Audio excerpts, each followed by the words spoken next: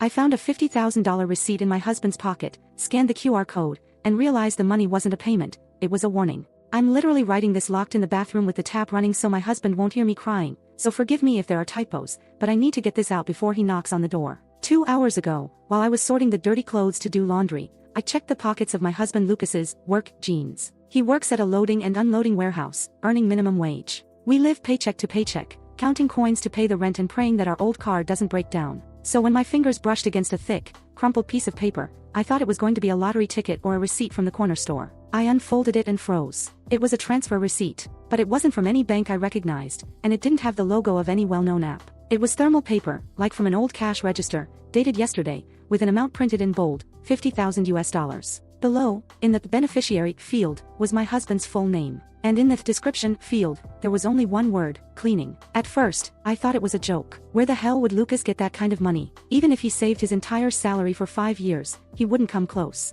I stared at the paper, trying to make sense of it. Maybe it was a system error, or maybe it was a fake receipt someone threw away and he picked up out of curiosity. But then I noticed the detail that made my blood pressure drop. At the top of the receipt, there was no financial institution name, just a web address that looked like a random string of numbers and letters, and a QR code. I took out my phone and scanned the code. It didn't take me to a bank page. It took me to a bare website, black background, no graphics. There was only a text box asking for an access code. I entered the receipt's reference number. The screen blinked and showed an account statement. Current balance, $50,000. Status, frozen. Origin, Sinaloa. I felt like throwing up. Lucas is a quiet, homebody kind of man who gets nervous if he runs a stop sign. He doesn't have shady friends, he doesn't go out at night. I left the bedroom and went to the living room, where he was calmly watching TV, eating cereal. I looked at him and for the first time in 7 years, I felt like I was looking at a stranger. "Lucas," I said, trying not to let my voice shake, "what is this?" I showed him the paper. His face went from calm to absolute terror in less than a second. He turned pale, almost gray. He jumped up, knocking the bowl of cereal onto the floor. "Where did you find that?"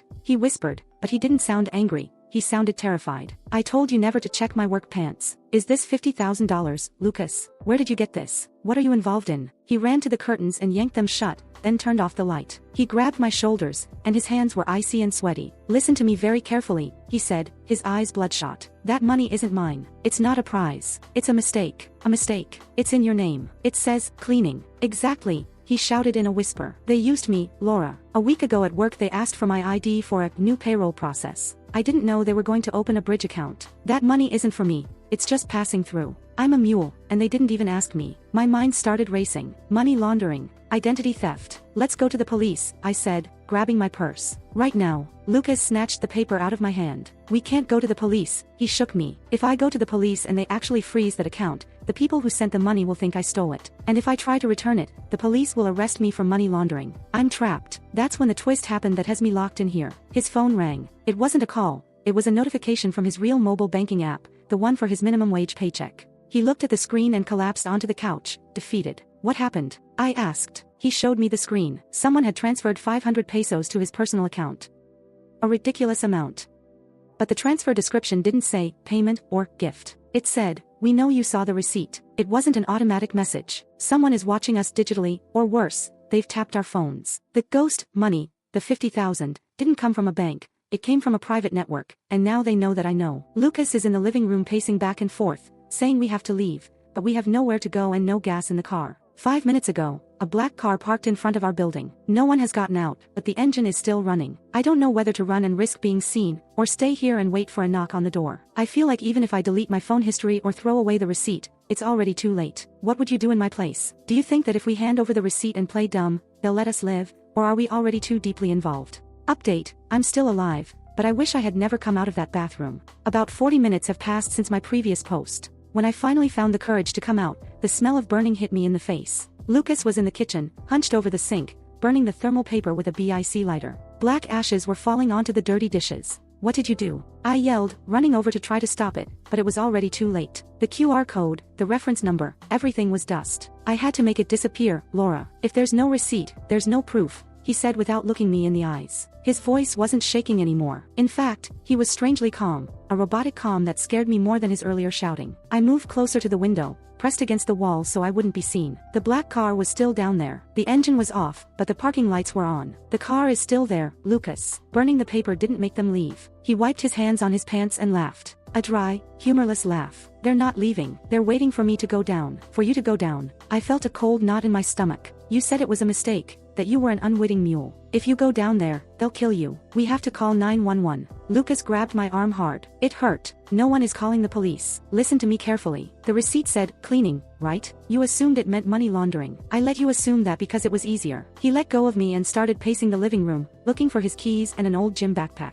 What are you talking about? In the world I got involved in, cleaning doesn't mean moving funds, Laura. It means cleaning, erasing traces. My brain took a few seconds to process what he was saying. I looked at the backpack. It was empty, but it had dark stains on the fabric. Stains I had always thought were grease from his warehouse job. They offered me the 50 grand not for lending my name. He kept talking as he put on a hoodie, but for getting rid of something 3 days ago. Something that was in the trunk of a car in the warehouse parking lot. I just had to take it to the landfill, burn it, and bury it. I covered my mouth. The nausea came back full force. What was in the car, Lucas? He looked at me, and I saw a man who was dead inside. I didn't look. They paid me not to look. But it was heavy, Laura. It was heavy like a person. My world collapsed. My husband, the man who cried during dog movies, got rid of a body for money. The problem, he continued, and this is the part that has me shaking, is that I didn't do it. I chickened out. I left the package where they told me to, but I didn't burn it or bury it. I just dumped it and ran. And now the receipt showed up in my pocket not as payment, but as a warning. They know the job wasn't done. At that moment, my phone vibrated. Not his, mine. It was a message from an unknown number. No text, just a photo. It was a photo taken from the street, looking up. You could see our window, and you could see my silhouette peeking through the curtain a minute ago. Lucas saw my face, grabbed the backpack, and walked toward the door. The money on the receipt is frozen because the job wasn't completed. I'm going down there. I'm going to tell them I can fix it. If I'm not back up in 15 minutes, take the car keys, go to your sister's, and never come back to this apartment. He opened the door and left. I heard his footsteps going down the stairs, heavy and slow. Now I'm alone in the living room. The black car just turned on its high beams, lighting up the entire street. I saw Lucas approach the driver's window. He's talking to someone. The worst part isn't the fear that they'll kill him. The worst part is that a few seconds ago, the black car opened the rear door and Lucas got in of his own free will. The car pulled away slowly. They didn't take him by force. He went with them. And here I am, with the $500 transfer in his account that says, "We know you saw the receipt, and I've just realized something horrible." That message went to his phone, but the photo of the window came to mine. They have my number. They know who I am. And Lucas just left, leaving me here as the only loose end. I have the car keys in my hand, but I'm frozen. If I leave, I feel like they'll be waiting for me. If I stay, they'll come for me. Should I trust that Lucas is going to fix it to save me, or did I just watch my husband choose his life over mine? Do I run or do I hide?